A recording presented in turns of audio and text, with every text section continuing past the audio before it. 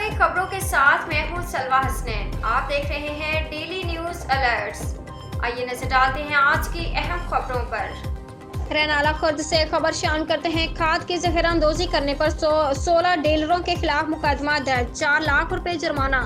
Report के मुताबिक doctor Zeeshan Hanif deputy commissioner Okara के अहकामात की रोशनी में डिप्टी डायरेक्टर ज़राअत तोसी ओकाड़ा मोहम्मद एजाज की ज़ेर निगरानी जिला ओकाड़ा की तीनों तहसीलों के असिस्टेंट डायरेक्टर्स ने बेहतरीन कारकर्दगी का मुजाहरा करते हुए जिला भर में यूरिया खाद का ज़िक्र-अंदोज़ी और सरकारी रेट पर फरोख्त न करने वाले फर्टिलाइजर डीलर्स के खिलाफ 20 दिन में 16 मुकदमा दर्ज किए और 4 लाख रुपए के जुर्माने किए हैं।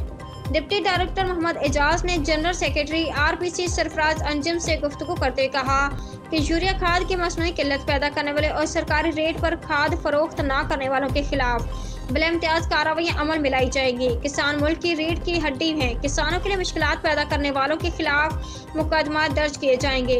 यूरिया खाद की फरहमी को यकीनी बनाया जाएगा। खिलाफ वर्जी करने वालों के खिलाफ कानूनी कार्रवाई जारी रहेंगी। हाजी वकार अहमद चौधरी, तहसील रिपोर्टर, रैनाला खुर्द।